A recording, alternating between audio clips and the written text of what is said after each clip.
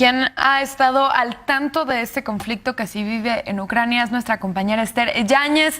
Esther, bueno, has estado ya bastantes semanas cubriendo de cerca el conflicto. ¿Cuál es el balance de lo que ocurrió esta semana? Buenos días, buenas tardes para ti. ¿Qué tal? Saludos desde Kiev, Jesús, Paola, un gusto en saludarles de nuevo. Y hoy fijaros porque estamos viviendo una jornada de gran expectación aquí en la capital, una jornada de gran expectación mediática, tanto nacional como internacional, porque se está dando el primer juicio contra un soldado ruso acusado de asesinar a sangre fría a un civil ucraniano durante los primeros días de guerra en una localidad muy cerca de Kiev. Es un soldado de apenas 28 años el que se le acusa de haber disparado en la cabeza a un hombre ucraniano de 62 años mientras iba en bicicleta. Esta mañana está teniendo lugar el juicio. Es la primera vez que un soldado ruso podría ser condenado por crímenes de guerra y, de hecho, en su declaración ha reconocido que lo disparó porque le ordenaron disparar, que le disparó en la cabeza y que continuó su camino en búsqueda de esa conquista de este pueblo ucraniano muy cerca, como decimos, de la región de Kiev. Podría ser condenado este soldado ruso a cadena perpetua y, sin duda, compañeros, podría marcar un antes y un después en la investigación de los crímenes de guerra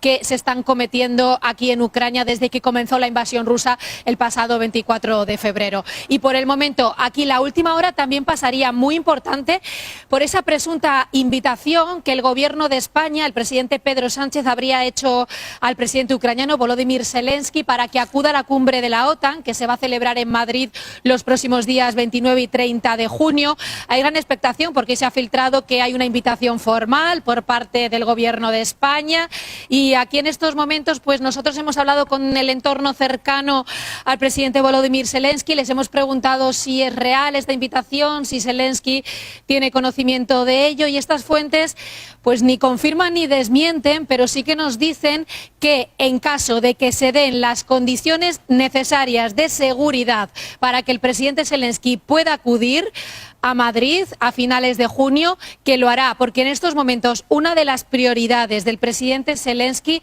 es que Ucrania entre cuanto antes en la Unión Europea y en la OTAN, porque eso supondría un paraguas de seguridad para Ucrania mucho mayor y podría recibir un mayor apoyo militar para acabar cuanto antes esta guerra. De hecho, en los últimos días recordemos que le hemos escuchado muy vehemente, muy insistentemente decir que si Ucrania hubiese participado de la Unión Europea y de la OTAN antes de la invasión, que nada de esto habría pasado y que no tendríamos que estar contando esta guerra. Y todo, y a propósito, sabemos de esta noticia importantísima de que Finlandia y Suecia también en las últimas horas han manifestado su interés en entrar en la OTAN en esta cumbre, y de hecho van a acudir a Madrid en junio, compañeros.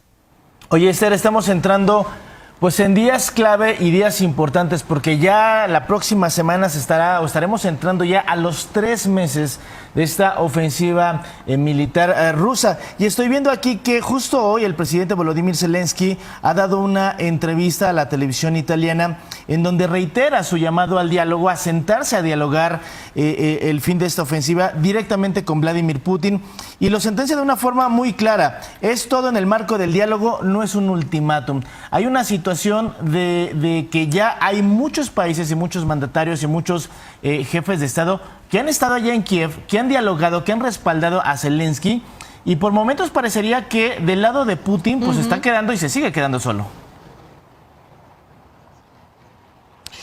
Así es, sin duda, la comunidad internacional en bloque está con Zelensky. De hecho, se ve también en la reapertura de muchas embajadas aquí en Kiev, en la capital. Hemos visto desfilar a importantes personalidades de gobiernos internacionales estrechando la mano de Volodymyr Zelensky. Vladimir Putin cada vez está más solo en la comunidad internacional, así como cada vez está más aislado Rusia por las sanciones económicas, sobre todo. Y es verdad que Volodymyr Zelensky ha vuelto a hablar de la posibilidad de encontrarse con Putin. Esto no es una novedad porque ya se barajó la posibilidad de encontrarse. Lo que pasa que eso había quedado bastante en stand-by, bastante muerto, porque las posiciones en torno a las negociaciones entre países estaban bastante alejadas por el aumento de la tensión dialéctica y de la ofensiva de las últimas semanas. ¿Qué está pasando ahora? Pues que la ofensiva, digamos que está en un cierto estancamiento, aunque es verdad que en el sur y en el este del país la situación de guerra continúa siendo absoluta. De hecho, nosotros estuvimos ayer, en el día de ayer, en la zona del Donbass, y pudimos comprobar cómo continúan los bombardeos, cómo hay un toque de queda constante, cómo la población sigue teniendo miedo, que es una situación diferente a la que vivimos en la capital, donde hay cierta normalidad, pero debido a eso es cierto que Zelensky ha vuelto a poner sobre la mesa esta opción de encontrarse con Putin y de llegar a un diálogo para evitar que la guerra se recrudezca en estas partes del país. Importantísimo, sin duda. Sí, Esther, ahora retomando un poco el tema del crimen de guerra, del juicio que se le está haciendo a este soldado ruso que lograron capturar, bueno, se tienen abierta el gobierno de Ucrania aproximadamente 10.700 carpetas de investigación con crímenes de guerra. De ser así, que encontraran culpable a este soldado ruso, ¿qué implicaría para la guerra y qué implicaría para la población ucraniana que se le condene por esto? Sería sobre todo un símbolo, porque sería el primer caso de un soldado condenado además a cadena perpetua. Es decir, estamos hablando de que un soldado tan joven no saldría nunca más de la cárcel, y sería un símbolo de fuerza de Ucrania y de apoyo de la comunidad internacional frente al mundo. Es por eso importantísimo este juicio que se está dando en el día de hoy aquí en Kiev. Como decimos, ha levantado una gran expectación mediática. Hace escasamente 2 horas ha tenido lugar la declaración de este joven. Además, es un jovencísimo soldado ruso de menos de 30 años y ha reconocido que disparó a sangre fría porque se lo ordenaron, y que sin más dilación continuó su camino con un objetivo que era la conquista del territorio ucraniano. Simplemente miró para otro lado y continuó. El hombre cayó muerto porque le disparó